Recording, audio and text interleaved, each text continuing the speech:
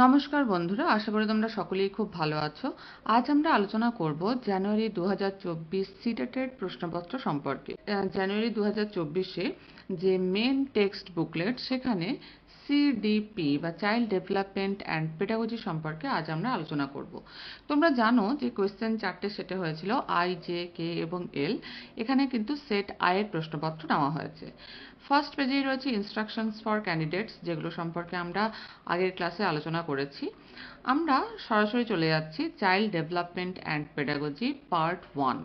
দেখো ডাইরেকশনে কি বলা আছে, answer the following questions, question number 1 to 30 by selecting the correct or most appropriate options. তাহলে আমরা দেখতেই পাচ্ছি যে প্রত্যেকটা কোয়েশ্চেনেরই কিন্তু একটাই অপশন কারেক্ট হবে, তাই তো?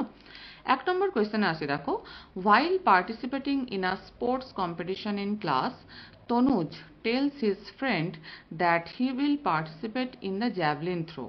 তনুজ জ্যাভলিন থ্রোতে পার্টিসিপেট করবে। অ্যান্ড হিজ সিস্টার, মানে তার বোন, can participate in jump rope. কেন সে জ্যাভলিন থ্রোতে কেন অংশগ্রহণ করবে না? Because she is a girl and girls can't throw javelin. তাহলে এই যে ব্যাপারটা, যে গার্ল, মেয়েরা এটা করতে পারবে, এটা করতে পারবে না, ছেলেরা এটা পারবে, মেয়েরা এটা পারবে না, বা মেয়েরা এটা পারবে, দিস ডেপিক্টস, এটা কি প্রকাশ করে? দেখো, এক বলছে জেন্ডার কনস্ট্যান্সি। জেন্ডার কনস্ট্যান্সি কথাটা আমরা কোথায় পেয়েছি? কোহেলবার্গস জেন্ডার কনসিস্টেন্সি থিওরিতে, তাই তো? সেখানে 3টে টার্ম আমরা পেয়েছি, জেন্ডার আইডেন্টিটি, লিঙ্গ পরিচয় যেটাকে বলে। 2 থেকে 3 বছরের বাচ্চারা কিন্তু তারা বুঝতে পারে যে আমি ছেলে বা আমি মেয়ে। They level themselves as boy or girl, তাই তো? এটাকে বলা হচ্ছে কি জেন্ডার আইডেন্টিটি। 2 হচ্ছে জেন্ডার স্টেবিলিটি, লিঙ্গ স্থিতিশীলতা, যেটা আমরা কোহেলবার্গস জেন্ডার কনসিস্টেন্সি থিওরিতে পেয়েছিলাম। এটা 4 থেকে 5 বছরের যে বাচ্চারা, তারা কিন্তু বুঝতে পারে যে তারা সবসময় যে ছেলে সে ছেলেই থাকবে, যে মেয়ে সে মেয়েই থাকবে। Children understand they always have been and always will be a boy or girl. আর 3 নম্বরে পেয়েছিলাম আমরা এই যে টার্মটা জেন্ডার কনস্ট্যান্সি। এটার মানেটা কি? এটার মানে হচ্ছে যে এই সময় বাচ্চারা বুঝতে পারে, এটা কিন্তু দেখা যায় 6 থেকে 7 বছর বয়সে। এই সময় বাচ্চারা বুঝতে পারে যে তাদের অ্যাপিয়ারেন্স চেঞ্জ হলেও কিন্তু তারা পার্মানেন্টলি যে ছেলে সে ছেলেই থাকবে, যে মেয়ে সে মেয়েই থাকবে। Children realise they will not change gender even if their appearance changes. এটাকেই বলা হয় জেন্ডার কনস্ট্যান্সি। 2 দেখো জেন্ডার ইকুয়ালিটি। এটার মানেটা কি? লিঙ্গ সমতা, অর্থাৎ সেমনেস, অর্থাৎ প্রত্যেককে সমান সুযোগ দেওয়া হবে যাতে প্রত্যেকে সমানভাবে এগিয়ে যেতে পারে। লিঙ্গ বৈষম্য কিন্তু সেখানে চলবে না, তাই না? এটা হচ্ছে জেন্ডার ইকুয়ালিটি, লিঙ্গ সমতা।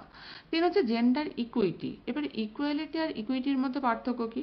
ইকুইটি কথাটার মানে হচ্ছে ফেয়ারনেস, অর্থাৎ দেখো, মনে করো যে দুটো বাচ্চা দুটো ব্যাকগ্রাউন্ড থেকে এসছে।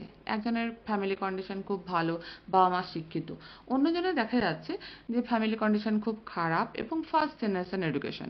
তাহলে দুজনকে সমান সুযোগ দিলে কি দুজন একইভাবে এগিয়ে যেতে পারবে? কিছুতেই পারবে না, কারণ তাদের কিন্তু প্রাইমারি যে লেভেলটা সেটাই আলাদা। তাহলে ইকুইটি কথাটার মানে হচ্ছে যে সমান সুযোগ দেওয়ার আগে তাকে কিন্তু দেখতে হবে যাতে যে পিছিয়ে পড়া বর্গ থেকে এসেছে সে যাতে আগে তাকে কিছুটা এক্সট্রা হেল্প দিতে হবে, যাতে সে অন্যান্যদের সমসাময়িক জায়গায় পৌঁছতে পারে, সমান জায়গায় পৌঁছতে পারে। তারপর কিন্তু দুজনকে সমান সুযোগ দিতে হবে এগিয়ে যাওয়ার জন্য। তাহলে এটাকেই বলা হচ্ছে gender equity. We must ensure equity before we can enjoy equality. তাহলে ইকুয়ালিটির আগে ইকুইটি ব্যাপারটা কিন্তু দেখতে হবে। এরপর এসো 4 হচ্ছে জেন্ডার স্টিরিওটাইপিং। স্টিরিওটাইপিং ব্যাপারটার মানেই হচ্ছে বদ্ধমূল সংস্কার বা ধারণা, কুসংস্কার যেটাকে বলা হয়। বদ্ধমূল সংস্কার, যেটা এতদিন ধরে যে সংস্কার চলে আসছে, তাহলে লিঙ্গগত বদ্ধমূল সংস্কারকেই বলা হচ্ছে জেন্ডার স্টিরিওটাইপিং। দেখো, এটা দুটো ভাগে বিভক্ত, জেন্ডার বায়াস আর জেন্ডার প্রেজুডিস। জেন্ডার বায়াস মানে কি হচ্ছে যে লিঙ্গভিত্তিক পক্ষপাত, যে ধরেই নেওয়া হয় যে ছেলেরা এই দিক থেকে সুপিরিয়র, এই দিক থেকে মেয়েরা কিন্তু ইনফিরিয়ার। আবার জেন্ডার প্রিজুডিস ব্যাপারটা হচ্ছে কি, যে লিঙ্গগত পূর্ব ধারণা, যে লিঙ্গগতভাবে যে ছেলেরা এটা পারবে, মেয়েরা এটা পারবে না, এই ব্যাপারটাই কিন্তু এখানে আসছে, জেন্ডার স্টিরিওটাইপিং যেটাকে বলা হচ্ছে। তাহলে দেখো, ছেলে আর মেয়েদের সম্পর্কে বিভিন্ন বিষয় সম্পর্কিত ধারণা রয়েছে। যেমন দেহের গঠনগত দিক থেকে দেখতে গেলে ধরেই নেওয়া হয় ছেলেরা পুরুষালী হবে, মেয়েরা খুব নম্র হবে, ডেলিকেট হবে, এই রকম টাইপের, বা ছেলেরা ইঞ্জিনিয়ার হবে, মেয়েরা নার্স হবে বা টিচার হবে। তাহলে এই ব্যাপারটাকেই বলা হয় জেন্ডার স্টিরিওটাইপিং, যেটাই কিন্তু এই কোয়েশ্চেনে প্রকাশ পাচ্ছে। তাহলে আমাদের আনসার কি হবে? 4। তাহলে 1 নম্বর কোয়েশ্চেনের আনসার হচ্ছে 4, যে সে মেয়ে, তার জন্য সে জ্যাভলিন থ্রো করতে পারবে না। এটা কি ডিপিক্ট করে, কি প্রকাশ করে? Gender stereotyping. 2 নম্বর কোয়েশ্চেন আমরা চলে আসি, দেখো, while divergent thinking dash convergent thinking dash. দেখো অপশন কি দেওয়া আছে। 1 নম্বরে বলছে encourages multiple answers। দেখো ডাইভার্জেন্ট থিঙ্কিং কথাটার মানে কি? ডাইভার্জেন্ট থিঙ্কিং মানেই হচ্ছে যে চিন্তাটা কি হচ্ছে, ছড়িয়ে যাচ্ছে চারধারে, মানে বিভিন্ন ভাবে আমরা চিন্তা করতে পারছি, সেটা ডাইভার্জেন্ট থিঙ্কিং। আর কনভার্জেন্ট থিঙ্কিং মানে কি? যে একটা পরিণতির দিকে কিন্তু চিন্তা ভাবনাটা এগোচ্ছে। অর্থাৎ কনভার্জেন্ট থিঙ্কিং এর ফলাফল হচ্ছে কি একটা কনক্লুশনে আসা, একটা নির্দিষ্ট কনক্লুশনে আসা। আর ডাইভার্জেন্ট থিঙ্কিং মানে হচ্ছে কি, যে বিভিন্ন রকম কোনো একটা হয়তো অঙ্কের প্রবলেম দেওয়া হয়েছে, সেটা কত রকম ভাবে হতে পারে সেটা চিন্তা করার ক্ষমতাটাকে বলা হচ্ছে ডাইভার্জেন্ট থিঙ্কিং। ঠিক আছে?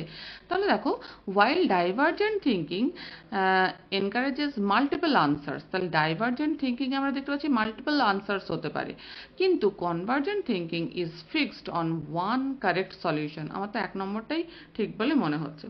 2 নম্বর দেখো, বলছে while divergent thinking is fixed on one correct solution, এটা একেবারেই ঠিক নয়, 2 নম্বর অপশন ঠিক নয়।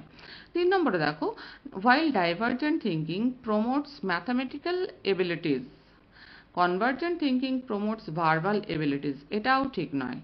ডাইভার্জেন্ট থিঙ্কিং যে ম্যাথামেটিক্যাল এবিলিটিসকে প্রমোট করে, আর কনভার্জেন্ট থিঙ্কিং ভার্বাল এবিলিটিসকে, কথা বলার ক্ষমতাকে প্রমোট করে, তা নয়।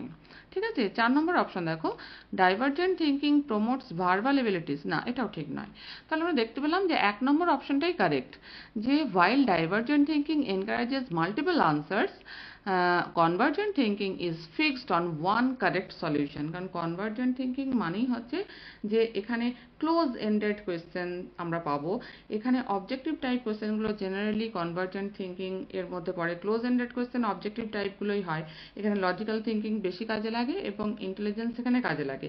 কিন্তু এই ডাইভার্জেন্ট থিঙ্কিং এ কাজে লাগে কি? ক্রিয়েটিভিটি, তাই তো? কারণ অনেকভাবে চিন্তা করতে হচ্ছে ব্যাপারটাকে। এখানে ওপেন এন্ডেড কোয়েশ্চেন নিয়ে আমরা কাজ করি, সাবজেক্টিভ হয়, সাবজেক্ট ম্যাটারটা সাবজেক্টিভ হয়, এবং এখানে out of the box thinking হয়, অর্থাৎ বিভিন্নভাবে চেনা গণ্ডির বাইরে চিন্তা করাটাকেই বলা হচ্ছে ডাইভার্জেন্ট থিঙ্কিং। তো 2 নম্বর কোয়েশ্চেনের আমরা দেখতে পাচ্ছি 1 নম্বর অপশন হচ্ছে কারেক্ট। কোয়েশ্চেন নাম্বার 3 তে চলে আসি, দেখো, which of the following statement about inclusive education is not correct? Inclusive education, এই কথাটার মানে হচ্ছে অন্তর্ভুক্তিমূলক শিক্ষা। দেখো, অন্তর্ভুক্তিমূলক শিক্ষাতে আমরা দেখতে পাচ্ছি যে কাকে বলে অন্তর্ভুক্তিমূলক শিক্ষা। এখানে এই যে বিভিন্ন যে বাচ্চাদের একটা ছাদের তলায় আনা, কিন্তু একটা ছাদের তলায় তো ইন্টিগ্রেটেড এডুকেশনেও আনা হয়। ইন্টিগ্রেটেড এডুকেশন বা একীকৃত শিক্ষা এবং ইনক্লুসিভ এডুকেশন বা অন্তর্ভুক্তিমূলক শিক্ষা, দুটোর মধ্যে পার্থক্য কি? দেখো, অন্তর্ভুক্তিমূলক শিক্ষাতে যে বাচ্চাদের যাদের নিয়ে আসা হচ্ছে, হয়তো কোনোভাবে ডিসেবলড তারা, কিন্তু তাদের কিন্তু যাদের প্রয়োজনীয় সাপোর্ট সহ তাদেরকে নিয়ে আসা হচ্ছে, মানে স্কুলে কিন্তু নেসেসারি প্রভিশনস এবং মডিফিকেশনস করা হয়েছে তাদেরকে সেখানে ইনক্লুড করার জন্য। তাদের রিকোয়ার্ড সাপোর্ট, যা যা সাপোর্ট দরকার সেগুলো তাদেরকে দেওয়া হচ্ছে, এবং এখানে কোনো কারিকুলার বা কো কারিকুলার অ্যাক্টিভিটিসের ক্ষেত্রে তারা কোনোভাবেই যাতে নিজেদেরকে ইনঅ্যাডিকুয়েট ফিল না করে, ইনঅ্যাডিকুয়েট মানে অসম্পূর্ণ ফিল না করে, তারও ব্যবস্থা এখানে করা হয়। এটা হচ্ছে ইনক্লুসিভ এডুকেশন। কিন্তু ইন্টিগ্রেটেড এডুকেশন বা একীকৃত শিক্ষার ক্ষেত্রে কিন্তু সেই বাচ্চাদেরকে স্কুলে অ্যাডমিশন নেওয়া হয় যারা হয়তো কোনোভাবে ডিসেবলড, কিন্তু তারা রেগুলার স্কুলে কোনো মডিফিকেশন ছাড়াই তাদেরকে কিন্তু স্কুলে ভর্তি করা হয়, এবং এক্সপেক্ট করা হয় যে তারা সেই সিস্টেমের সঙ্গে নিজেদেরকে কিন্তু অ্যাডজাস্ট করে নেবে।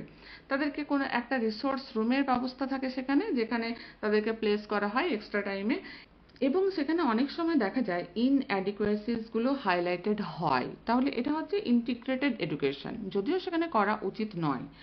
আর ইনক্লুসিভ এডুকেশন ব্যাপারটা বোঝা গেল যে সব রকম সাপোর্ট সহ তাকে আনা হচ্ছে প্রয়োজনীয় মডিফিকেশন সহ, তাই তো? তাহলে দেখো, which of the following statement about inclusive education is not correct, correct নয় কোনটা দেখো। 1 নম্বর বলছে inclusive teaching means teaching in ways that do not exclude. তো ইনক্লুড মানেই হচ্ছে ডু নট এক্সক্লুড, তাহলে এটা কারেক্ট। 2 দেখো, inclusive teaching means adopting pedagogies that support needs of all learners. তাহলে প্রত্যেকটা লার্নার বা শিক্ষার্থীদের সাপোর্ট করে এমন পেডাগজি কিন্তু এখানে বা শিশু মনস্তত্ত্ব এখানে অ্যাডপ্ট করা হয়, তাহলে এটাও কারেক্ট। 3 নম্বর বলছে an inclusive classroom accommodates differences in language styles and promotes collaboration. এটা দেখো, ইনক্লুসিভ ক্লাসরুমে ক্লাসরুম কি করে, যে অ্যাকোমোডেট করে differences in language styles and promotes collaboration, কোলাবোরেশনকে প্রমোট করে, এটাও কারেক্ট। 4 নম্বর অপশনে কি বলতে দেখো, an inclusive classroom centers around fixed curricula and standard assessment. এটা কিন্তু ঠিক নয়। ফিক্সড কারিকুলা এবং স্ট্যান্ডার্ড অ্যাসেসমেন্ট এটাকে সেন্টার্স অ্যারাউন্ড দ্যাট, এটা কিন্তু কখনোই ঠিক নয়। তাহলে আমরা দেখতে পাচ্ছি 3 নম্বরের 4 নম্বর অপশন, 3 নম্বর কোয়েশ্চেনের 4 নম্বর অপশনটা হচ্ছে কারেক্ট। কোয়েশ্চেন নাম্বার 4-এ চলে আসি দেখো। 4 কি বলছে, learners construct their own knowledge based on what they already know. তাহলে যেটা শিক্ষার্থীরা জানে তার উপর ভিত্তি করেই তারা নতুন করে জ্ঞানের নির্মাণ করে, ঠিক। রিজন কি বলছে, finding patterns and making linkage with previous knowledge. তাহলে একটা প্যাটার্ন সেটাকে খুঁজে বার করে এবং যে পূর্ব জ্ঞান তার সঙ্গে একটা লিঙ্কেজ বা একটা সূত্র, যোগসূত্র স্থাপন করে, যেটা helps learners to process information meaningfully. যেটা তাদের যে ইনফরমেশনটা তারা পাচ্ছে, যে তথ্যটা তারা পাচ্ছে, সেটাকে মিনিংফুলি প্রসেস করতে সাহায্য করে। তাহলে এটা কিন্তু কারেক্ট। তাহলে আমরা দেখতে পাচ্ছি কোন অপশনটা কারেক্ট হবে দেখো। 4 নম্বর কোয়েশ্চেনের বলছে both A and R R true and R is the correct explanation of A. তাহলে আমরা দেখতে পাচ্ছি 4 নম্বর কোয়েশ্চেনের কিন্তু 1 নম্বর আনসারটা কারেক্ট, 1 নম্বর অপশনটা এখানে কারেক্ট, ঠিক আছে। 5 নম্বর কোয়েশ্চেনে চলে আসি দেখো। এখানেও একটা অ্যাজারশন এবং রিজনে দিয়েছে। কি বলছে, যে childhood is experienced differently by children across cultures. এটা তো ঠিক, যে কালচার যদি ডিফারেন্ট হয় তাহলে সেখানে কিন্তু বাচ্চাদের বড় হওয়ার যে এক্সপিরিয়েন্সটাও ডিফারেন্ট হবে, তাহলে এ ইজ কারেক্ট। রিজন বলছে চিলড্রেন্স ডেভেলপমেন্ট ইজ ইউনিভার্সাল। বাচ্চাদের যে বিকাশ সেটা কিন্তু কখনোই ইউনিভার্সাল নয়, পরিস্থিতির পরিপ্রেক্ষিতে সেটা ভ্যারি করে, তাহলে আর ইজ নট কারেক্ট। তাহলে এখানে কোন অপশনটা কারেক্ট হবে দেখো। 1 নম্বরে বলছে both A and R R true, সেটা তো একেবারেই ভুল, ঠিক নয়, তাহলে 1 নম্বর অপশন বাদ গেল। 2 দেখো, both A and R R true but, এটাও ঠিক নয়। 3 নম্বর বলছে A is true but R is false, এটা হচ্ছে কারেক্ট। যে আমরা দেখতে পাচ্ছি এ কিন্তু true, childhood is experience differently by children across culture, সেটা ঠিক।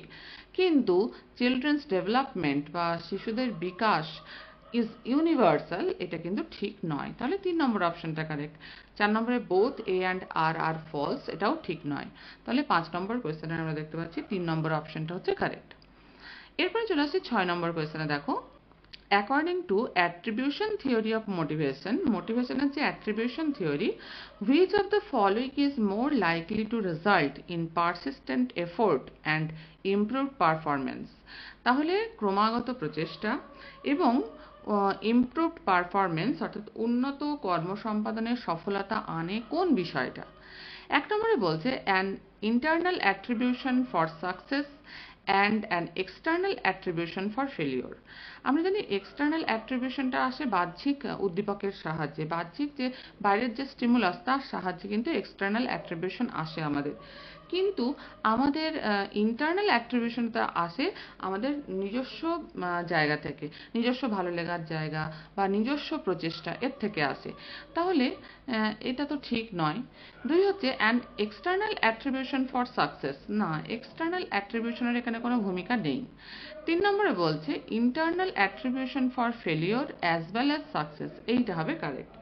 যে আমরা দেখতে পাচ্ছি যে internal attribution for failure as well as success, অর্থাৎ সেটা আমাদের অসফলতাই হোক বা সফলতাই হোক, এখানে কিন্তু ইন্টারনাল অ্যাট্রিবিউশনটা আমাদের ক্ষেত্রে বেশি ইম্পর্ট্যান্ট, এবং এটাই কিন্তু আমাদের যে উন্নত কর্মসম্পাদন এবং ক্রমাগত যে প্রচেষ্টা সেখানে সফলতা আনতে সাহায্য করে। কোনটা? Internal attribution.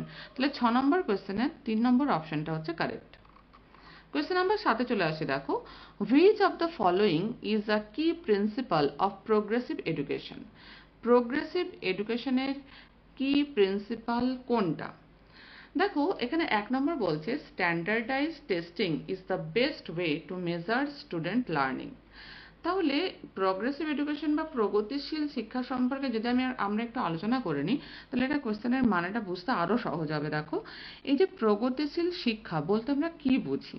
দেখো, এই যে প্রগতিবাদ, এর জনক হচ্ছে জন ডিউই, আমরা সবাই জানি, এবং তারই ছাত্র ছিলেন কিল প্যাট্রিক। তাহলে এই যে প্রগতিশীল শিক্ষা, এখানে বলা হচ্ছে যে চাইল্ড বা বাচ্চারা তারাই হচ্ছে অ্যাক্টিভ এক্সপ্লোরার, সক্রিয় উদ্ভাবক, মানে তারা উদ্ভাবন করে, নিজেরা হাতে কলমে কাজ করে এবং উদ্ভাবন করে। এখানে বলা হচ্ছে knowledge is constructed by the learner. যারা লার্নার বা শিক্ষার্থী তারাই কিন্তু নলেজ কনস্ট্রাক্ট করে, সাহায্য করে শিক্ষকরা। তাহলে ছাত্ররা নিজেরাই নিজেদের জ্ঞানের সংগঠক। এবং আরো বলা হচ্ছে যে এখানে লার্নিং বাই ডুইং, কিছু কাজ করার মাধ্যমে শেখা, এর উপর গুরুত্ব দেওয়া হয় কিসে? প্রোগ্রেসিভ এডুকেশনে। তাহলে 3টে মেন কি পয়েন্ট আমরা দেখে নিলাম। এরপর আমরা অপশনগুলো দেখি। দেখো, তাহলে এখানে নিশ্চয়ই স্ট্যান্ডার্ডাইজ টেস্টিং, এটা কিন্তু কোনো বাচ্চাকে মেজার করার জন্য বেস্ট ওয়ে কখনোই হতে পারে না প্রোগ্রেসিভ এডুকেশনের ক্ষেত্রে। 2 নম্বর পয়েন্ট দেখো, students should be passive recipient of knowledge from their teachers.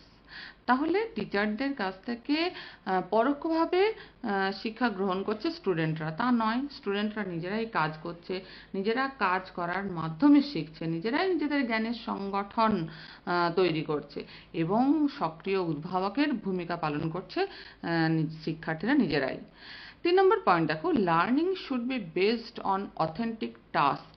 এই কথাটা কিন্তু গুরুত্বপূর্ণ, কারণ কাজ, অথেন্টিক টাস্ক, এর ওপরে কিন্তু বেস করে থাকছে শিক্ষা, কারণ কাজের মাধ্যমে শেখার কথা বলা হচ্ছে প্রোগ্রেসিভ এডুকেশনে।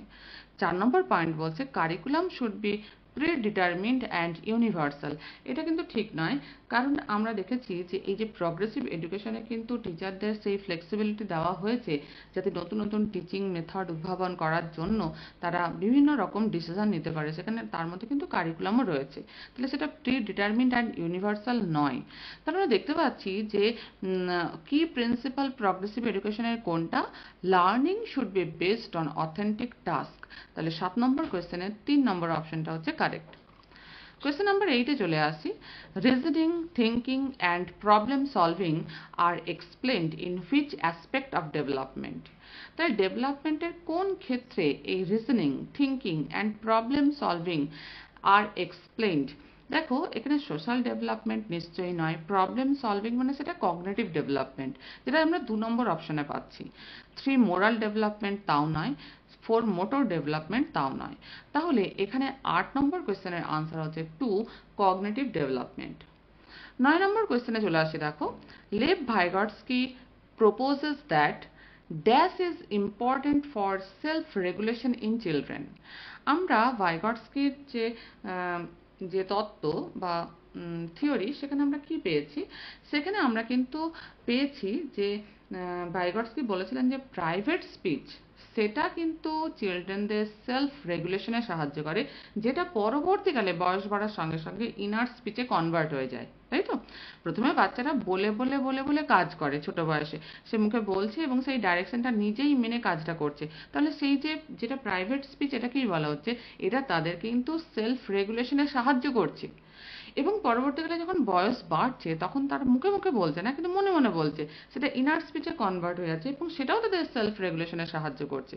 তাহলে যে অপশনগুলো দেওয়া আছে, দেখো, 1 নম্বর হচ্ছে ডিস ইকুইলিব্রিয়াম, হবে না।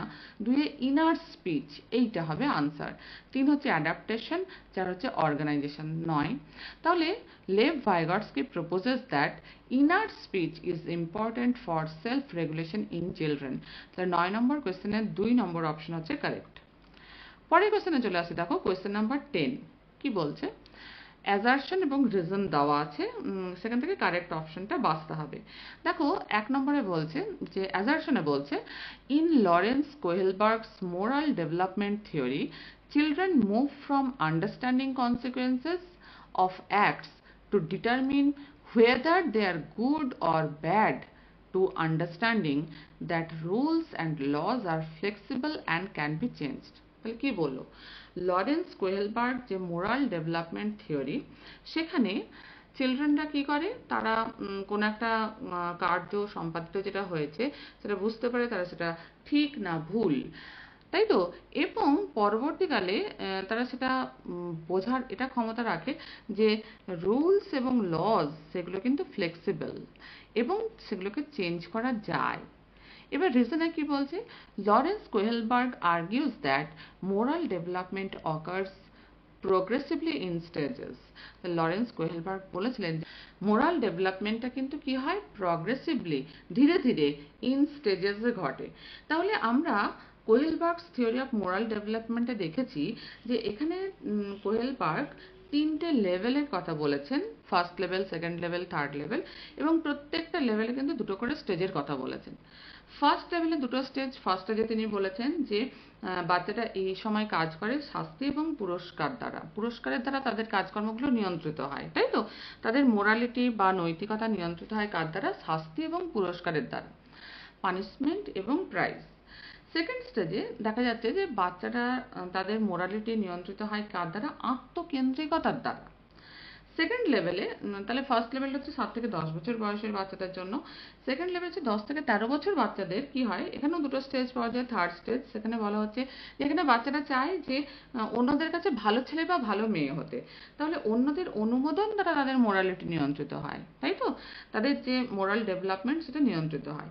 আর ফোর্থ স্টেজে দেখা যাচ্ছে সমাজ স্বীকৃত আইনের দ্বারা, সমাজ যে সমস্ত আইন কানুন মেনে চলে সেই সমস্ত আইন কানুন দ্বারা কিন্তু তাদের এই যে মোরাল ডেভেলপমেন্টটা নিয়ন্ত্রিত হয়।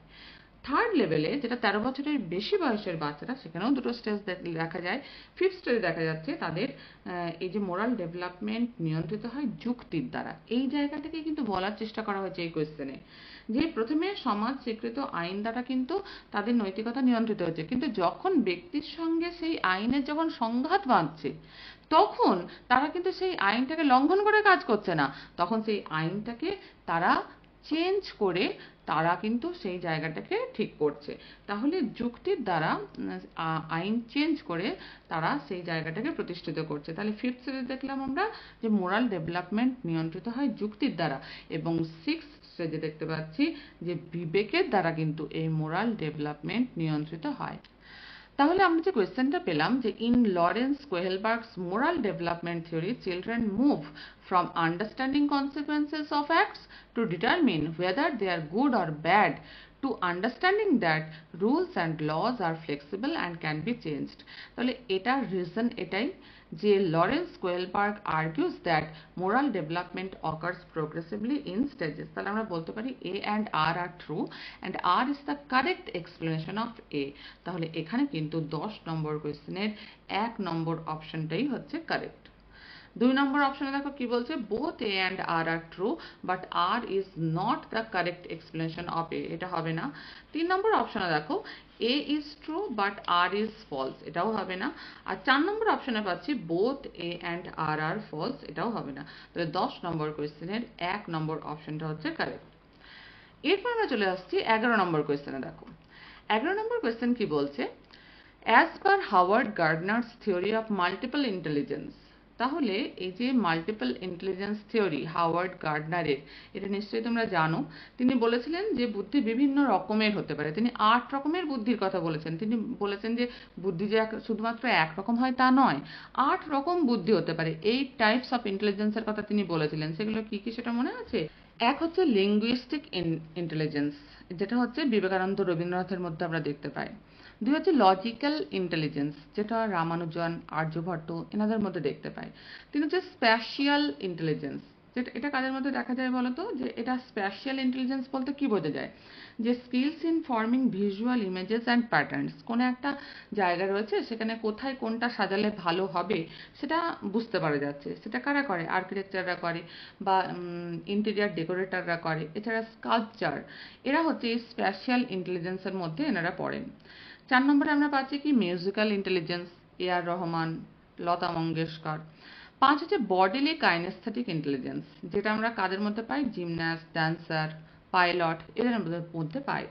মানে বডিকে ফ্লেক্সিবলি অ্যান্ড ক্রিয়েটিভলি ব্যবহার করতে পারে যারা, বডিলি কাইনেস্থেটিক ইন্টেলিজেন্স। 6 নম্বরে আমরা পাচ্ছি ইন্টারপার্সোনাল ইন্টেলিজেন্স, অর্থাৎ অন্যের ব্যবহার সম্পর্কে সচেতন যারা, যেমন social worker, leaders, psychologist, motivational speakers, তারা হচ্ছে ইন্টারপার্সোনাল ইন্টেলিজেন্স, তাদের মধ্যে অত্যন্ত বেশি পরিমাণে রয়েছে। 7 হচ্ছে ইন্ট্রাপার্সোনাল ইন্টেলিজেন্স, অর্থাৎ নিজের অনুভূতি, নিজের ফিলিংস, নিজের মোটিভস, নিজের যে ডিজায়ার বা ইচ্ছা, এগুলো সম্পর্কে যারা ভীষণ সচেতন, যেমন ফিলোসফার, পোয়েট, এটসেট্রা। এবং 8 হচ্ছে আমরা জানি ন্যাচারালিস্টিক ইন্টেলিজেন্স, অর্থাৎ প্রকৃতি সম্পর্কে যারা সচেতন, যেমন গার্ডেনার, বোটানিস্ট, ফার্মার ইত্যাদি। তাহলে এটা হচ্ছে হাওয়ার্ড গার্ডনারস প্রিন্সিপাল। আমরা এখন পুরো কোয়েশ্চেনটা কিন্তু পড়িনি, তাই তো? তাহলে থিওরি অফ মাল্টিপল ইন্টেলিজেন্স, যেটা হাওয়ার্ড গার্ডনারস দিয়েছেন, which of the following set represents correct match of intelligence and associated characteristics? কোনটা কারেক্ট ম্যাচ বলতে হবে। দেখো 1 নম্বরে কি বলছে? ইন্ট্রাপার্সোনাল। ইন্ট্রাপার্সোনাল মানে আমরা কি বললাম? নিজের অনুভূতি, ফিলিংস, মোটিভস, ডিজায়ার, এগুলো সম্পর্কে যারা সচেতন। এখানে বলছে skills in understanding and relating to others. Others যদি হয় তাহলে ইন্টারপার্সোনাল হওয়া উচিত, তাহলে এটা ম্যাচ করছে না। 2 হচ্ছে লজিক্যাল ম্যাথামেটিক্যাল। দেখো skills of dance or athletic abilities, তাও নয়। লজিক্যাল ম্যাথামেটিক্যাল মানে হচ্ছে যে যারা সায়েন্টিস্ট, মানে ম্যাথামেটিক্যাল ইন্টেলিজেন্স যাদের বেশি বা যৌক্তিক বুদ্ধি যাদের বেশি, তাহলে এটাও হবে না। 3 হচ্ছে musical, performance or composition skills, এটা কিন্তু হবে, তাই তো? মিউজিক্যাল মানে হচ্ছে পারফরমেন্স অর কম্পোজিশন স্কিলস। আর 4 হচ্ছে স্প্যাশিয়াল। স্প্যাশিয়াল মানে আমরা কি বললাম? যে এই যে ভিজুয়াল ইমেজেস অ্যান্ড প্যাটার্ন সম্পর্কে যাদের একটা ভালো স্কিল রয়েছে। Skill of appreciating the natural world, এটা তো ন্যাচারালিস্টিক ইন্টেলিজেন্স হয়ে গেল, তাই না? তাহলে এখানে আমরা দেখতে পাচ্ছি যে ম্যাচ একমাত্র 3 নম্বর অপশনেই আমরা পাচ্ছি। তাহলে 11 নম্বর কোয়েশ্চেনের 3 নম্বর অপশনটা হচ্ছে কারেক্ট। কোয়েশ্চেন নাম্বার 12-এ চলে আসি। দেখো, which of the following statement is not correct about learning? তাহলে শিক্ষণ সম্পর্কে কোন স্টেটমেন্টটা কারেক্ট নয়? 1 নম্বর দেখো, learning depends on learners previous knowledge, এটা তো কারেক্ট। যে শিখন সেটা কিন্তু তার যে পূর্ববর্তী ধারণা এর উপর নির্ভর করে। 2, learning implies reorganisation of prior conceptual schemes, এটাও ঠিক। যে সমস্ত কনসেপ্টগুলো তার রয়েছে তার রিঅর্গানাইজেশন বা পুনর যে গঠন, সেটা কিন্তু হয় অনেক সময় শিখনের সময়, তাহলে এটাও ঠিক। 3 নম্বর অপশনে কি বলছে দেখো, learning is facilitated by social action, এটাও ঠিক। সোশ্যাল অ্যাকশন অনেক সময় লার্নিংকে ফ্যাসিলিটেট করে। 4 নম্বর বলছে learning as a product rather than a process, এটা ভুল। লার্নিং কখনো প্রোডাক্ট নয়, learning is a process rather than a product, এইটা ঠিক হতো, তাই তো? তাহলে নট কারেক্ট কোনটা? 4 নম্বর অপশন। 12-এর 4 নম্বর অপশন হচ্ছে কারেক্ট। এরপর চলে এসো 13, কোয়েশ্চেন নাম্বার 13 কি বলছে? যে problem solving is fostered by. Problem solving এটা কার দ্বারা আরও সক্রিয় হয়? দেখো, divergent thinking, functional fixedness, passive imitation and response set. তাহলে আমরা দেখেই বুঝতে পারছি যে এখানে ডাইভার্জেন্ট থিঙ্কিং এটাই কারেক্ট হবে, কারণ আমরা জানি ডাইভার্জেন্ট থিঙ্কিং এর মধ্যে ক্রিয়েটিভিটি প্রকাশ পায়। ওপেন এন্ডেড কোয়েশ্চেনের ক্ষেত্রে ডাইভার্জেন্ট থিঙ্কিং কিন্তু খুব গুরুত্বপূর্ণ, এটা কিন্তু out of the box thinking. তাহলে প্রবলেম সলভিং এর ক্ষেত্রে ডাইভার্জেন্ট থিঙ্কিং অত্যন্ত গুরুত্বপূর্ণ, কারণ একটা প্রবলেমকে কত রকমভাবে আমরা সলভ করতে পারবো সেটা কিন্তু ডাইভার্জেন্ট থিঙ্কিংই আমাদেরকে দেয়। তাহলে problem solving is fostered by divergent thinking, 13-র 1 নম্বর অপশনটাই কারেক্ট হবে। ফাংশনাল ফিক্সডনেস বা কার্যকারী দৃঢ়তা, এটা প্রবলেম সলভিংকে ইন্সপায়ার করে না। প্যাসিভ ইমিটেশন বা নিষ্ক্রিয়ভাবে নকল করা, এটাও করে না। আর রেসপন্স সেট বা প্রতিক্রিয়া সমূহ, সেটাও করে না। তাহলে 13-র 1 নম্বর অপশন হচ্ছে কারেক্ট। কোয়েশ্চেন নাম্বার 14-তে চলে আসি, 14। দেখো, according to Kohlberg's theory of moral development, এটা সম্পর্কে আমরা আগেও একটা কোয়েশ্চেন পেলাম অ্যাজারশন আর রিজনের। At what stage are children self-centered and see their own benefit in doing something? তাহলে এখানে সেলফ সেন্টার্ড হয় কোন স্টেজে সেটা জিজ্ঞেস করেছে। তাহলে আমরা দেখলাম যে কোহেলবার্গস যে মোরাল ডেভেলপমেন্ট থিওরি, সেখানে 3টে পর্যায় আমরা আলোচনা করলাম, বা লেভেল, 3টে লেভেল রয়েছে, প্রত্যেকটা লেভেলে 2টো করে স্টেজ রয়েছে। তাহলে ফার্স্ট লেভেল 7 থেকে 10 বছর বয়সদের ক্ষেত্রে আমরা এটা লক্ষ্য করি। ফার্স্ট স্টেজ হচ্ছে শাস্তি এবং পুরস্কার দ্বারা নিয়ন্ত্রিত, সেকেন্ড স্টেজ হচ্ছে আত্মকেন্দ্রিকতা দ্বারা নিয়ন্ত্রিত। দেখো, children self centred, at what stage are children self-centered and see their own benefit in doing something? তাহলে আমরা দেখেই বুঝতে পারছি এটা কি হবে, at the first level second stage. দেখো অপশন কি কি দেওয়া আছে। 1 নম্বর বলছে at the first stage in the first level, তাহলে ফার্স্ট লেভেলের ফার্স্ট স্টেজে, সেটা তো শাস্তি ও পুরস্কারের দ্বারা নিয়ন্ত্রিত। 2 হচ্ছে at the second stage in the first level, first লেভেলের সেকেন্ড স্টেজে, হ্যাঁ এটা হচ্ছে আত্মকেন্দ্রিকতা দ্বারা নিয়ন্ত্রিত বা সেলফ সেন্টার্ড এই জায়গাটা দ্বারা নিয়ন্ত্রিত। তাহলে 2 নম্বর অপশনটা কিন্তু কারেক্ট হবে। 3 বলছে at the third stage in the second level, second লেভেলের থার্ড স্টেজে তো সেটা অন্যদের অনুমোদন দ্বারা নিয়ন্ত্রিত, ভালো ছেলে বা ভালো মেয়ে হওয়ার জন্য এই সময় বাচ্চারা কাজ করে। আর at the fifth stage in the third level, third level যে ফিফথ স্টেজ সেটা তো যুক্তির দ্বারা নিয়ন্ত্রিত, তাই তো? তাহলে এখানে দেখা যাচ্ছে কোয়েশ্চেন নাম্বার 14 এর 2 নাম্বার অপশন হচ্ছে কারেক্ট। কোয়েশ্চেন নাম্বার 15 চলে আসি। দেখো, inclusion of students belonging to disadvantaged groups demand। তাহলে disadvantaged group মানে হচ্ছে যারা হচ্ছে যে পিছিয়ে পড়া যে গ্রুপ, পিছিয়ে পড়া যে দল, তাদের ক্ষেত্রে inclusion of students belonging to disadvantage group demands, তাদের ডিমান্ড কি হতে পারে এগুলোর মধ্যে। 1 নম্বর অপশন দেখো, awareness and sensitization towards diverse tradition. তাহলে বিভিন্ন যে জাতি গোষ্ঠী, তাদের কিন্তু বিভিন্ন রকম ট্র্যাডিশন থাকে, তাই তো? বিভিন্ন রকম তাদের নিয়ম কানুন ইত্যাদি থাকে, সেগুলোর প্রতি অ্যাওয়ারনেস এবং সেন্সিটাইজেশন, অর্থাৎ হচ্ছে যে সংবেদনশীলতা থাকা দরকার এবং সেগুলো সম্পর্কে অ্যাওয়ার হওয়া দরকার, সচেতন হওয়া দরকার। তো এটা হতে পারে আনসার। 2 নম্বর দেখো, এভিডেন্সিং অ্যান্ড এনকারেজিং আইডেন্টিটি বেসড স্টেরিওটাইপস। তাহলে আইডেন্টিটি বেসড স্টেরিওটাইপস মানেই হচ্ছে যে বিভিন্ন জাতিগোষ্ঠীর আইডেন্টিটি বিভিন্ন, তাহলে তাদের কিন্তু তাদের মধ্যে ভেদভাব থাকাটাকেই বলা হচ্ছে স্টেরিওটাইপ, তাই তো? বদ্ধমূল ধারণা সংস্কারের বশে এগিয়ে যাওয়া, যে এরা দূরে থাকবে, আমরা সামনে থাকবো, বা আমরা এখানে বসবো, ওরা ওখানে বসবে, এই যে ব্যাপারটা, এটা কিন্তু নিশ্চয়ই ডিমান্ডের মধ্যে পড়বে না, তাহলে 2 কারেক্ট নয়। 3 হচ্ছে isolation in the classroom on the basis of social affiliation. তাহলে সামাজিক ক্ষেত্রের উপর বিচার করে ক্লাসরুমে আইসোলেশন, যে যেটা বললাম এক্ষুনি, যে বিভিন্ন জায়গায় মানে সরে থাকা, একত্রিত না হওয়া, তো এটাও কিন্তু নিশ্চয়ই হবে না, তাহলে 3 নম্বরও কারেক্ট নয়। এবং 4 নম্বর বলছে same ability grouping of students in the classroom, ক্লাসরুমে সেম এবিলিটি যাদের, তারা গ্রুপ একটা তৈরি করবে, তাহলে আলাদা আলাদা গ্রুপ অনেকগুলোই তৈরি হবে সেখানে, এটাও কিন্তু নয়। তাহলে 15 নম্বর কোয়েশ্চেনের আনসার কি হচ্ছে 1, inclusion of students belonging to disadvantage group demands কি awareness and sensitization towards diverse traditions. তাহলে 15 নম্বর কোয়েশ্চেনের 1 নম্বর আনসারটা কারেক্ট হবে। কোয়েশ্চেন নাম্বার 16-এ আসি, which of the following is the characteristics of effective feedback in the classroom? দেখো option কি কি দেওয়া আছে এখানে। 1 নম্বর বলছে it is given only at the end of the task, যে কাজটা দেওয়া হয়েছে তার শেষে এই ফিডব্যাকটা দিতে হবে। এফেক্টিভ ফিডব্যাক বলতে কি বোঝানো হচ্ছে, যেটা কাজের শেষে দেওয়া হয়। 2 হচ্ছে it is broad and generic, অনেক বিস্তৃত হবে এবং জেনেরিক হবে, বিশুদ্ধ হবে। 3 নম্বর বলছে it is only focused on the outcomes, আউটকামের উপর ফোকাস করতে হবে। আর 4 নম্বর হচ্ছে it is timely and specific. তাহলে এখানে এফেক্টিভ ফিডব্যাক কাকে বলা হচ্ছে, এফেক্টিভ ফিডব্যাকের ক্যারেক্টারিস্টিক্স বা বৈশিষ্ট্য কি, এটা সবসময় কিন্তু নির্দিষ্ট সময়ে হবে এবং সংক্ষিপ্ত হবে, স্পেসিফিক হবে। তাহলে এফেক্টিভ ফিডব্যাক এর বৈশিষ্ট্য হচ্ছে it is timely and specific হতে হবে। তাহলে 16 নম্বর কোয়েশ্চেনের 4 নম্বর অপশনটা হচ্ছে কারেক্ট। কোয়েশ্চেন নাম্বার 17-এ চলে আসি, proximodistal principle states that in infancy.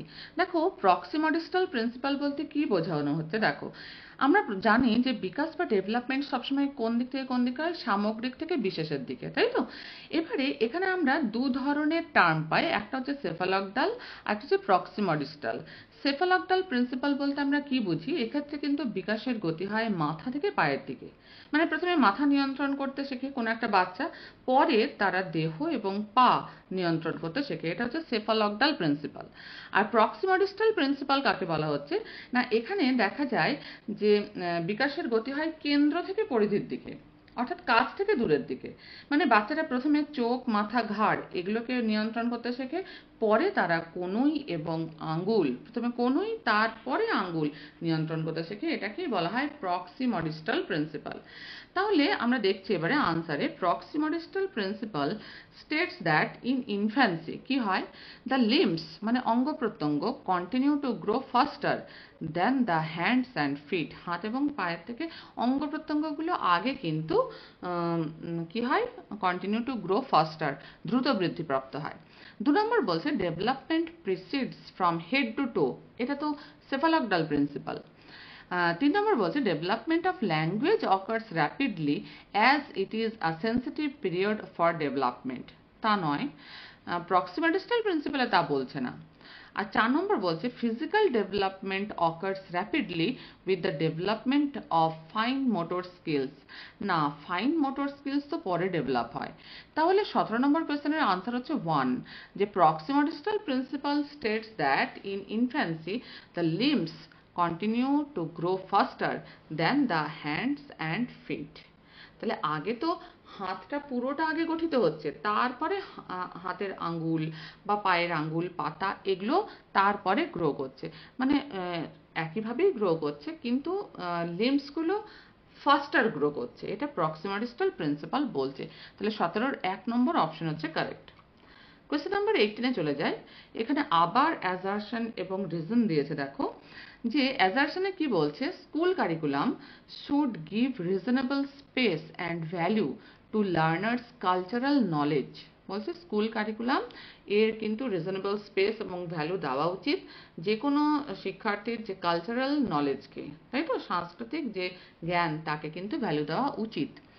Reason বলছে supporting students to uphold their cultural identities facilitates learning.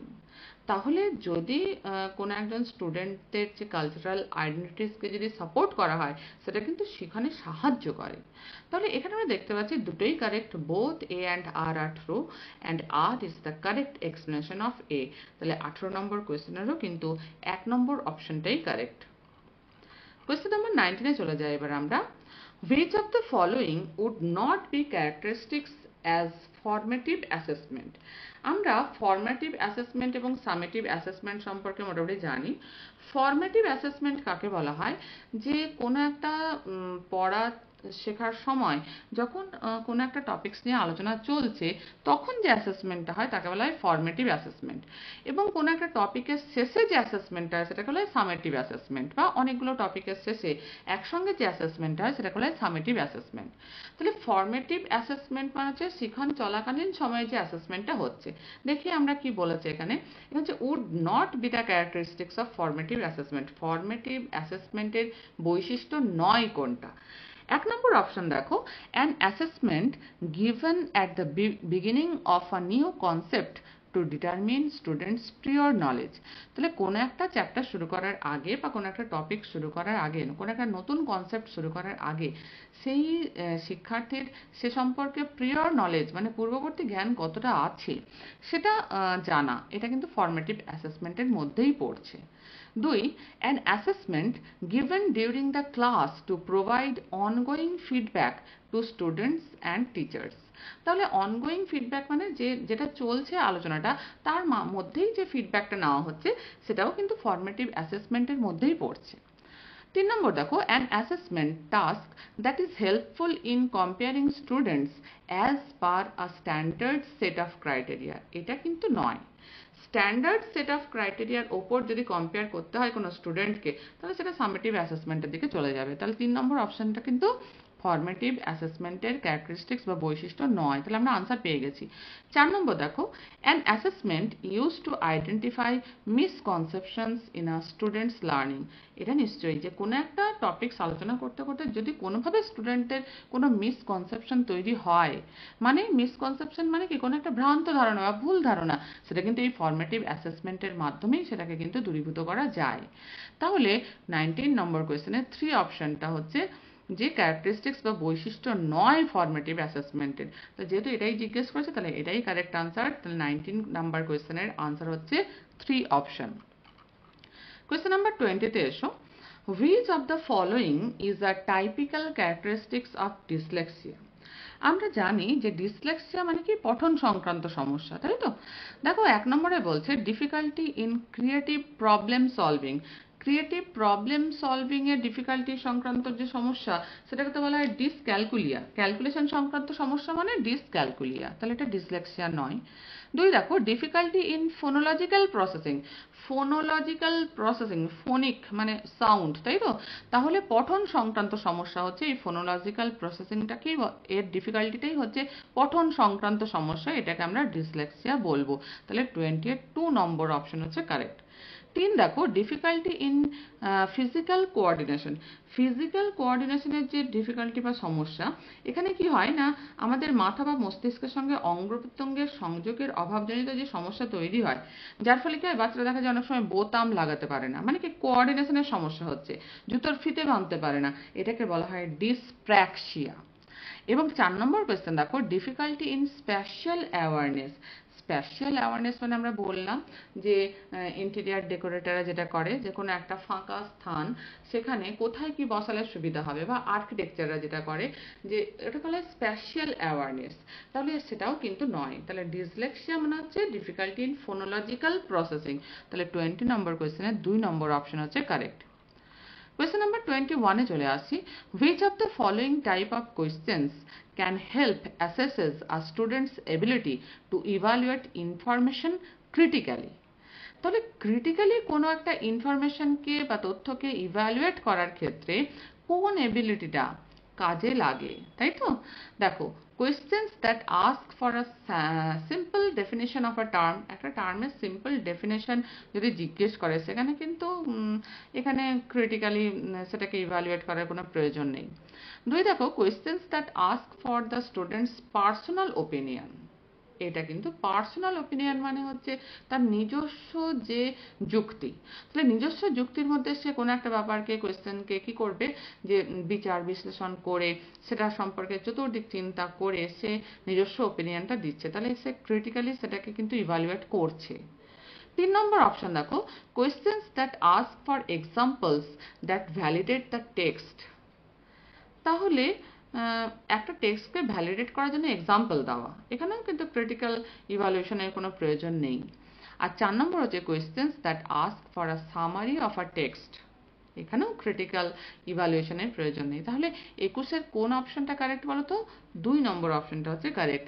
যে এই যে which of the following types of question can help assesses a student's ability to evaluate information critically, সেটা হচ্ছে questions that ask for the student's personal opinion, সেখানেই কিন্তু critically evaluate করার option আছে। Question number 22-তে আসি। দেখো বলছে impairment is a dash condition while disability is a dash condition. এই ব্যাপারটা বুঝতে হবে যে ডিসেবিলিটি আর ইম্পেয়ারমেন্টের মধ্যে ডিফারেন্সটা কি। দেখো এখানে বলা হচ্ছে যে মনে করো যে অ্যাক্সিডেন্টের জন্য মস্তিষ্কের কিছু একটা ত্রুটি হলো, মানে মাথায় কোনো আঘাত টাঘাত লেগেছে যার ফলে মস্তিষ্কের কোনো ত্রুটি বা ক্ষতি হয়েছে, যার ফলে আগে একজন শিক্ষিত ব্যক্তি যার কিন্তু পঠন অক্ষমতা ছিল না, কিন্তু এখন এই মস্তিষ্কে ধাক্কা লাগার জন্য সে এখন পঠন অক্ষম, মানে সে এখন পড়তে পারে না। তাহলে এটাকে কি বলা হচ্ছে বায়োলজিক্যাল কন্ডিশন। যেমন একটা উদাহরণ আমরা বলতে পারি যে ডিসলেক্সিয়া যেটাকে বলা হয়, ডিসলেক্সিয়া কিন্তু হচ্ছে কি আমার ডেভেলপমেন্টাল ডেফিসিট মানে ফাংশনাল কন্ডিশন। তাহলে এই যে এই ব্যাপারটাই বুঝতে হবে যে ফাংশনাল কন্ডিশন যেটা সেটাকে আমরা বলতে পারছি সেটাকে বলছে ডিসএবিলিটি, আর যেটা হচ্ছে বায়োলজিক্যাল কন্ডিশন সেটাকে আমরা বলছি কি ইম্পেয়ারমেন্ট। তাহলে ইম্পেয়ারমেন্ট ইজ এ কি বায়োলজিক্যাল কন্ডিশন আর disability is a functional condition. আরেকবার ব্যাপারটা বুঝিয়ে দিয়ে দেখো, ডিসএবিলিটিটাকে ফাংশনাল কন্ডিশন কেন বলছে না, বিকাশজনিত ত্রুটির জন্য প্রথম থেকেই কোনো একটা বাচ্চার পঠনগত সমস্যা বা পঠনে অক্ষমতা রয়েছে, তার বিকাশের ত্রুটির জন্য যখন সে মায়ের পেটে বড় হচ্ছিল বা ছোট থেকে বড় হওয়ার সময় কোনো একটা জায়গায় বিকাশের ত্রুটির জন্য যখন তার পঠন অক্ষমতা দেখা যাচ্ছে, তখন তাকে বলছে কি যে ডিসলেক্সিয়া, তাই তো? এটা কিন্তু ফাংশনাল কন্ডিশন এবং এটাকে আমরা ডিসেবিলিটি বলবো। তাহলে disability is a functional condition. কিন্তু কোনো একজন বাচ্চা ঠিকঠাক বিকাশজনিত তার কোনো ত্রুটি নেই, সে ঠিকঠাক পড়াশোনা করেছে, পড়তে পারে, একটা নির্দিষ্ট বয়স পর্যন্ত দেখা গেলো 40-45 পর্যন্ত সে ভালো করেই সবকিছু পড়তে পারে, তার কোনো অসুবিধা হয় না। কিন্তু হঠাৎ একটা অ্যাক্সিডেন্টে কি হলো, তার মাথার কোনো একটা ক্ষতির জন্য সে আর পড়তে পারে না। তাহলে এটা কি, এটা হচ্ছে একটা বায়োলজিক্যাল কন্ডিশন, এটাকে বলা হচ্ছে ইম্পেয়ারমেন্ট। যেমন এখানে কিন্তু আর ডিসলেক্সিয়া বলে না এই পঠন ত্রুটিটাকে, এটাকে বলে অ্যাকুয়ার্ড ডিসলেক্সিয়া বা অ্যালেক্সিয়া। তাহলে ইম্পেয়ারমেন্ট ইজ আ, আমরা বলতে পারি কি, biological condition and disability is a functional condition. তাহলে এখানে আমরা দেখতে পাচ্ছি 1 নম্বর অপশনটা হচ্ছে correct. Impairment is a biological condition while disability is a functional condition। তাহলে 22 নম্বর কোয়েশ্চেনের 1 নম্বর অপশনটা হচ্ছে কারেক্ট। এরপর আমরা চলে যাই কোয়েশ্চেন নাম্বার 23 তে। Which of the following aptly defines relationship between cognition and emotion? আমরা জানি কগনিশন এবং ইমোশন অঙ্গাঙ্গিভাবে জড়িত দুটো জিনিস, তাই তো? আমরা দেখি যে পজিটিভ ইমোশন যদি থাকে সেখানে কিন্তু কগনিশন এনহ্যান্স হয়, তাই তো? তাহলে এখানে বলছে দেখো 1 number, cognition and emotion are two independent systems. না, emotion and cognition are interdependent on each other, এইটা হচ্ছে কারেক্ট অপশন 2 নম্বরটা।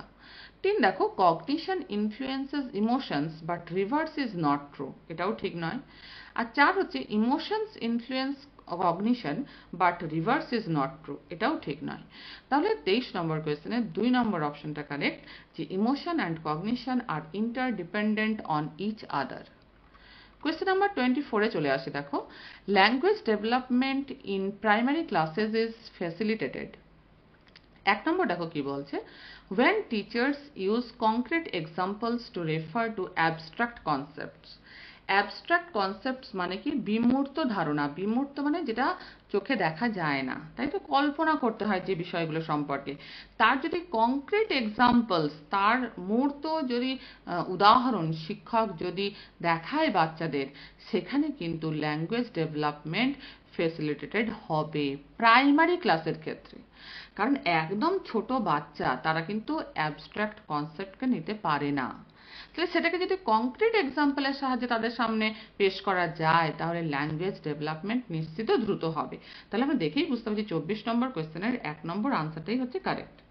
2 নম্বর দেখো, when teacher stress upon and enforce the use of formal language।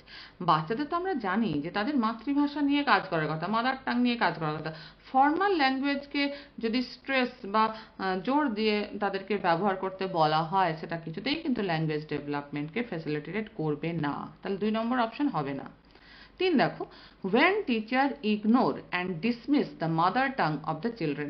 যেটা মাতৃভাষার মাধ্যমেই প্রাইমারির বাচ্চারা শিখবে, একদম প্রাইমারি লেভেলের বাচ্চারা, সেখানে মাতৃভাষাটাকেই যদি ইগনোর করে দেওয়া হয়, ডিসমিস করে দেওয়া হয়, তাহলে সেখানে তো ল্যাঙ্গুয়েজ ডেভেলপমেন্ট কিছুতেই ফ্যাসিলিটেটেড হবে না। তাহলে 3 নম্বর অপশনও হবে না। 4 দেখো, when teachers begin from signs and symbols rather than concrete objects। তাহলে প্রাইমারি ক্লাসের যে বাচ্চারা, তাদেরকে কংক্রিট অবজেক্টস না দেখিয়ে যদি সাইন আর সিম্বলের সাহায্যে বোঝানো হয়, হাত নেড়ে নেড়ে বোঝাচ্ছে, কি বোঝাচ্ছে বোঝাই যাচ্ছে না, তাহলে সেখানে আর কেমন করে ল্যাঙ্গুয়েজ ডেভেলপমেন্ট ফ্যাসিলিটেটেড হবে? তাহলে এখানে বোঝাই যাচ্ছে 24 নম্বর কোয়েশ্চেনের 1 নম্বর অপশনটা হচ্ছে কারেক্ট। কোয়েশ্চেন নাম্বার 25 এ চলে আসি, which of the following correctly describes intrinsic motivation। দেখো, ইন্ট্রিনসিক মোটিভেশন বলতে আমরা কি বুঝি? ইন্ট্রিনসিক মোটিভেশন মানে হচ্ছে অভ্যন্তরীণ যে মোটিভেশন। তাহলে এই যে অভ্যন্তরীণ মোটিভেশনটা আমাদের তৈরি হয় কোত্থেকে? আমাদের নিজেদের ভালো লাগা থেকে বা নিজেদের কোনো একটা ব্যাপার সম্পর্কে উপলব্ধি থেকে। এক্সট্রিনসিক মোটিভেশন কাকে বলা হয়? যে বাহ্যিক কোনো উদ্দীপকের সাহায্যে বা বাইরের কোনো স্টিমুলাসের সাহায্যে যখন আমরা মোটিভেট হই তাকে বলা হয় এক্সট্রিনসিক মোটিভেশন, যেটা কিন্তু খুবই স্বল্পস্থায়ী ব্যাপার। সেটা কিন্তু খুব বেশি আমাদেরকে এগোতে সাহায্য করে না। তাহলে মূল যেটা আমাদের ঠেলে নিয়ে যেতে সাহায্য করে যে কোনো বিষয়কে, সেটা হচ্ছে ইন্ট্রিনসিক মোটিভেশন। এবার দেখো অপশন কি কি বলেছে। Motivation that comes from external rewards, সেটা কিন্তু ইন্ট্রিনসিক মোটিভেশন নয়। দুই দেখো, motivation that comes from personal enjoyment of the task, এইটাকে বলা হয় ইন্ট্রিনসিক মোটিভেশন। দুই অপশন কারেক্ট। তিন দেখো, motivation that comes from competition with others, অপরের সাথে প্রতিযোগিতার মাধ্যমে যে মোটিভেশন আসে সেটা কিন্তু কখনো ইন্ট্রিনসিক মোটিভেশন নয়। বাহ্যিক পুরস্কার বা এক্সটার্নাল রিওয়ার্ডের মাধ্যমেও যেটা আসে সেটাও যেমন ইন্ট্রিনসিক মোটিভেশন নয়, সেরকম অপরের সাথে প্রতিযোগিতার মাধ্যমে যে মোটিভেশন তৈরি হয় সেটাও ইন্ট্রিনসিক মোটিভেশন নয়। চার হচ্ছে motivation that comes from a fear of punishment, শাস্তির ভয় থেকে যে মোটিভেশন তৈরি হয় সেটাও কিন্তু কখনোই ইন্ট্রিনসিক মোটিভেশন নয়। তাহলে ইন্ট্রিনসিক মোটিভেশন কোনটা? দুই number option, motivation that comes from personal enjoyment of the task. তাহলে 25-এর দুই নম্বর অপশনটা হচ্ছে কারেক্ট। কোয়েশ্চেন নাম্বার 26-এ চলে আসি। দেখো, which of the following are examples of scaffolding? Scaffolding টার্মটা আমরা কোথায় পেয়েছিলাম? যে লেভ ভাইগটস্কির সোশ্যাল কনস্ট্রাকটিভিজম থিওরিতে আমরা কিন্তু এই ভারাবন্ধন বা স্ক্যাফোল্ডিং, বাংলায় বলা হয় ভারাবন্ধন, এটা পেয়েছিলাম, তাই তো? আমরা দেখেছিলাম যে লেভ ভাইগটস্কির যে প্রিন্সিপাল, বেসিক প্রিন্সিপাল, সেখানে আমরা চারটে পয়েন্ট পেয়েছিলাম। প্রথমে পেয়েছিলাম সামাজিক মিথস্ক্রিয়া বা সোশ্যাল ইন্টারাকশন। দুই পেয়েছিলাম বিকাশের নৈকট্য সীমা, জোন অফ প্রক্সিমাল ডেভেলপমেন্ট, মানে যে প্রথমে কি হচ্ছে যে সোশ্যাল ইন্টারাকশনের মাধ্যমে বাচ্চাটা কি করছে, যে তারা বিভিন্ন ব্যাপারগুলোকে আত্মস্থ করছে। এরপরে দুই হচ্ছে যেটা জোন অফ প্রক্সিমাল ডেভেলপমেন্ট, সেটা হচ্ছে এমন একটা সীমা যেখানে শিক্ষার্থীর সেই মুহূর্তে সে কতটা পারদর্শী এবং তার সেই সময় কতটা আরো পারদর্শিতা তার থাকতে পারে, এই যে সম্ভাব্য পারদর্শিতা, এর মধ্যে পার্থক্যকে সূচিত করে কে? এই জোন অফ প্রক্সিমাল ডেভেলপমেন্ট। তিন নম্বরে আমরা পেয়েছিলাম যে এই যে ভারা বন্ধন বা স্ক্যাফোল্ডিং, এই ব্যাপারটা পেয়েছিলাম, তাই তো? স্ক্যাফোল্ডিং কথাটার মানে হচ্ছে যে যে শিখনের ক্ষেত্রে যে সমস্যাগুলো তৈরি হচ্ছে সেটা সমস্যাগুলো সমাধানে সহায়তা করা। কিভাবে? না বিভিন্নভাবে। সেটা কোনো একটা হিন্ট দেওয়া হতে পারে, কিছু একটা জিনিস হালকা মনে করিয়ে দেওয়া হতে পারে, বা কোনো একটা প্রবলেমকে ছোট ছোট অংশে ভাগ করা হতে পারে, বা প্রশ্ন করা হতে পারে নানাভাবে। তো সেটাই কোয়েশ্চেনটা জিজ্ঞেস করছে, which of the following are examples of scaffolding. দেখো, এক হচ্ছে থিঙ্ক অ্যালাউড, নিশ্চয়ই এটা হতে পারে। দুই হচ্ছে প্রম্পটস অ্যান্ড কিউজ, এটাও হতে পারে। তিন হচ্ছে কোয়েশ্চেন্স, বিভিন্ন প্রশ্ন, এটাও হতে পারে। ডি হচ্ছে হাফ সলভড এক্সাম্পল, কোন একটা যে সমাধান তাকে আমরা কি করলাম, হাফ সলভ করে দিলাম, বাকিটা সে করবে, তাহলে এটাও এক ধরনের স্ক্যাফোল্ডিং। কিন্তু রোড রিহার্সালটা কিন্তু এক্সাম্পলস অফ স্ক্যাফোল্ডিং নয়। রোড রিহার্সাল মানে রোড কথাটার মানে হচ্ছে যে বারবার বারবার ধরে মুখস্থ করা ব্যাপারটাকে, তাই তো? তো মুখস্থ করাটা কিন্তু স্ক্যাফোল্ডিং এর এক্সাম্পলস এর মধ্যে আসবে না। তাহলে ই বাদে সবই হবে। দেখো অপশনের কোনটাতে আছে, একে আছে এ এবং বি, দুয়ে এ বি সি, থ্রিতে আছে এ বি সি ডি, আর চারে A B C D E. তাহলে আমরা দেখতে পাচ্ছি 3 নম্বর অপশন এখানে কারেক্ট। 26-এর 3 নম্বর অপশন হচ্ছে কারেক্ট। আর আমরা লেভ ভাইগটস্কির যে সোশ্যাল কনস্ট্রাকটিভিজম থিওরি যেটা পেয়েছিলাম, সেখানে তাহলে তিনটে জিনিস আলোচনা করলাম। একটা হচ্ছে বেসিক প্রিন্সিপালের মধ্যে সামাজিক মিথস্ক্রিয়া বা সোশ্যাল ইন্টারাকশন, তারপরে চলে আসছে জোন অফ প্রক্সিমাল ডেভেলপমেন্ট, তারপরে চলে আসছে এই যে স্ক্যাফোল্ডিং, এবং লাস্টে চলে আসছে ল্যাঙ্গুয়েজ ডেভেলপমেন্ট। এটাই হচ্ছে লেভ ভাইগটস্কির সোশ্যাল কনস্ট্রাকটিভিস্ট থিওরি, তাই তো? এরপর আমি চলে আসছি কোয়েশ্চেন নাম্বার 27। দেখো কি বলছে। বলছে, in the course of development children achieve gross motor skills before fine motor skills. এটা ঠিক বলেছে। আগের বার আমরা কোয়েশ্চেনে এরকম একটা অপশন পেয়েছিলাম, সেখানে উল্টো বলা ছিল। তাহলে ফাইন মোটর স্কিলস ডেভেলপ হওয়ার আগে কি ডেভেলপ হবে? Gross motor skills. This indicates that development is, তাহলে আমরা আগেও পেলাম প্রক্সিমডিস্টাল, তাই তো? ফাইন মোটর স্কিলের আগে গ্রস মোটর স্কিল ডেভেলপ হচ্ছে, মানে এখানে ডেভেলপমেন্টটা কি ধরনের? This indicates that development is proximodistal, cephalocaudal নয়। সেফালকডাল মানে কি হবে? মাথা থেকে পায়ের দিকে, তাই তো? অ্যানার্চিক নয়, লিনিয়ারও নয়। অ্যানার্চিক মানে হচ্ছে কি বাঁকা ধনুকের মতো, আর লিনিয়ার মানে হচ্ছে সোজা সরল রৈখিক, কোনোটাই নয়। এখানে আনসার হবে প্রক্সি মডিস্টাল, অর্থাৎ 27-এর 4 নম্বর অপশন হচ্ছে কারেক্ট। কোয়েশ্চেন নাম্বার 28-এ চলে আসি।